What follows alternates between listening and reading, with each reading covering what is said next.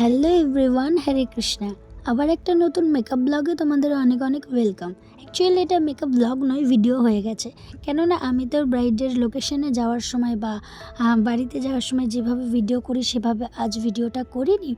কেননা আমার ব্রাইডের লোকেশন ছিল একদমই কাছে আমার বাড়ির পাশে, তো যে কারণে আমি আমার বাড়িতেই তাকে ডেকে নিয়েছিলাম। যেমন একটা বিয়ে বাড়িতে ভীষণ পরিমাণে হই হুল্লো, মানে লোকজন থাকে, আত্মীয় স্বজন থাকে, ভীষণ ডিস্টার্ব হয়।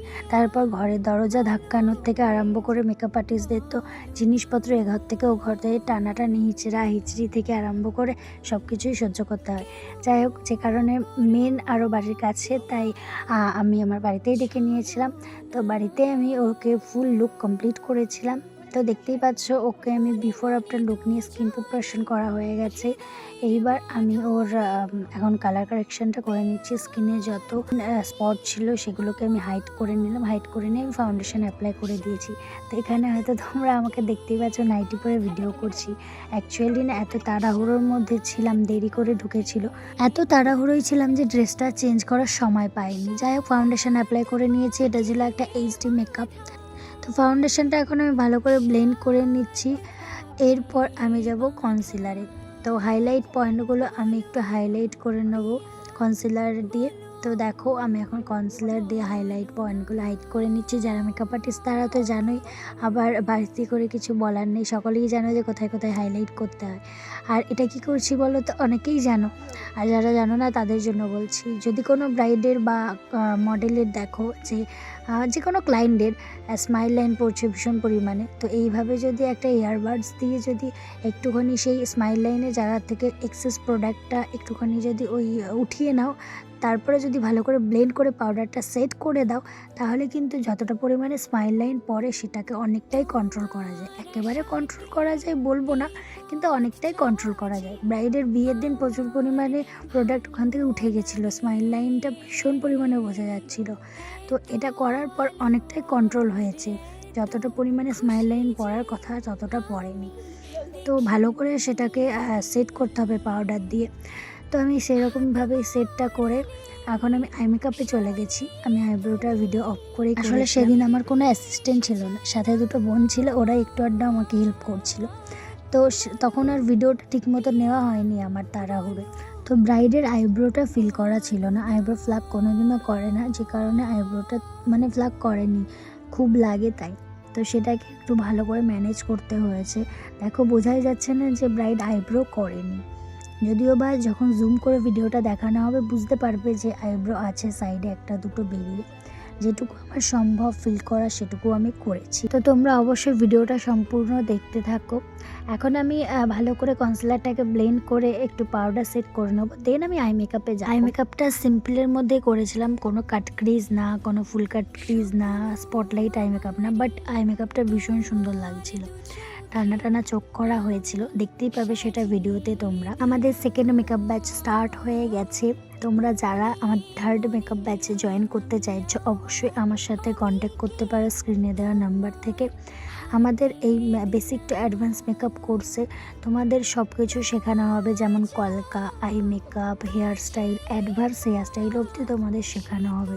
সাথে waterproof makeup, non HD makeup, ultra HD, glass finish makeup, sari draping, সমস্ত কিছু তোমাদের হাতে ধরে শেখানো হবে। থাকছে কোর্সে অনেক কিছু, সব মুখে বলে বোঝানো যায় না। আমার আইডিটা যদি চেক করো তাহলে দেখতে পাবে কি কি শেখানো হবে। আর যারা পুরো ডিটেলস জানতে চাইছো তারা অবশ্যই আমার সাথে কন্ট্যাক্ট করতে পারো। আর বিশেষ করে যারা অল্প খরচের মধ্যে basic to advance makeup course করতে চাইছো তারা অবশ্যই আমার সাথে যোগাযোগ করো। হাতে থাকছে অ্যাডভান্স হেয়ারস্টাইল ক্লাস সম্পূর্ণ ফ্রিতে। অ্যাডভান্স হেয়ারস্টাইল তোমাদের হাতে ধরে ক্লাসে প্র্যাকটিস করানো হবে। ক্লাসের প্র্যাকটিস প্রোডাক্ট একাডেমির থেকেই প্রোভাইড করা হবে। ক্লাস শেষে থাকছে, মানে কোর্স শেষে থাকছে আইএসও সার্টিফিকেট। যারা চাইছো এই কোর্সে জয়েন করতে তাহলে আর দেরি কিসের, ঝটপট তোমাদের সিটটা বুক করে নিও। তবে হ্যাঁ, আমাদের সেকেন্ড ব্যাচ যেহেতু কিছুদিন হলো স্টার্ট হয়েছে, এখন অ্যাডমিশন নেওয়া হচ্ছে না, আবার এপ্রিল মাস থেকে আমরা অ্যাডমিশন নেব। যারা আমাদের থার্ড ব্যাচে জয়েন হতে চাইছো তারা এপ্রিল মাসে আমাদের সাথে কন্ট্যাক্ট করতে পারো। তোমরা যারা নিজেদের স্পেশাল ডেতে এরকম সুন্দর লুক পেতে চাইছো আমার কাছ থেকে, তারা অবশ্যই স্ক্রিনে দেওয়া নাম্বার থেকে আমার সাথে কন্ট্যাক্ট করতে পারো। নিজেদের স্পেশাল ডেতে আমাকে বুকিং করতে পারো এরকম একটা সুন্দর লুক পাওয়ার জন্য। চেষ্টা করব আমি তোমাদের মনের মতো সাজানোর। তো যাই হোক, এখানে দেখো আমি এখন পাউডার কন্ট্রোল করে নিচ্ছি। আর তোমাদের একটা কথা বলে রাখি, প্যাকেজ বুকিংয়ের ওপর রয়েছে একটা ভীষণ অফারটা জানতে অবশ্যই আমার সাথে কন্ট্যাক্ট করতে হবে। সম্পূর্ণ লুকটা আমি ক্লায়েন্টের চয়েস মতো করার চেষ্টা করেছি। চেয়েছিল একটু টানা টানা চোখ, সেটাই করেছি। তো পরে তো রিভিউটাই শুনতেই পারবে যে ক্লায়েন্টের পছন্দ হয়েছে কি না। এরপর আমি পাউডার কন্ট্রোল করার পর ব্লাশারে চলে যাব। আমি হেয়ার স্টাইলটাও অফ ক্যামেরায় করেছিলাম। হেয়ার স্টাইলটা তো আমি তোমাদের সাথে শেয়ার করতে পারলাম না, বললাম যেহেতু দেরি করে এসছে, তাড়াহুড়োই ছিলাম, কেননা আমার সাথে কোনো অ্যাসিস্ট্যান্ট ছিল না। তো যে কারণে ভিডিও ক্লিপগুলো নেওয়া হয়নি। ব্রাইডের মাথায় ভীষণ পরিমাণে হেয়ারটা কম ছিল, হেয়ারের ভলিউম সেরকম ছিল না, তো তার উপর কোনো এক্সটেনশনও লাগানো হয়নি। আমি চেষ্টা করেছি একটা সুন্দর অ্যাডভান্স হেয়ার স্টাইল দেওয়ার, সেটা তোমরা লাস্টে দেখতেই পাবে। যদিও বা ক্যামেরায় আমি ঠিকঠাক বোঝাতে পারিনি যে কেমন হেয়ারটা হয়েছিল। তো দেখো এখন আমি নোজ কন্ট্রোল করে নিচ্ছি, পাউডার কন্ট্রোল করছি নোজে। নোজটা একটু যাতে পাতলা লাগে সেইভাবে আমি নোজটা কন্ট্রোল করছি। দেন আমি ব্লাশার অ্যাপ্লাই করে নিচ্ছি, ব্লাশারটা ভালো করে ব্লেন্ড করে নিচ্ছি। অনেকে আমি দেখি ব্লাশারগুলো ব্লেন্ড ঠিকমতো করে না, তো ব্লেন্ড যদি ঠিকমতো না করা হয় ব্লাশারে দেখতে ভীষণ বাজে লাগে। আর ব্লাশারে যদি হার্শ লাইন বোঝা যায় তাহলে তার কোনো কথা হবে না, দেখতে একদম মনে হবে যেন চুটকি বানিয়ে দিয়েছি। তো সেইভাবেই আমি ব্লাশারটা দিয়েছিলাম যাতে ন্যাচারাল একটা এফেক্ট আসে। এরপর আমি দেখো হাইলাইটার দিয়ে নিচ্ছি। দেন আমার মনে হলো একটু ব্লাশারটা কম লাগছে, আর একটু ব্লাশার দিয়ে নিলাম।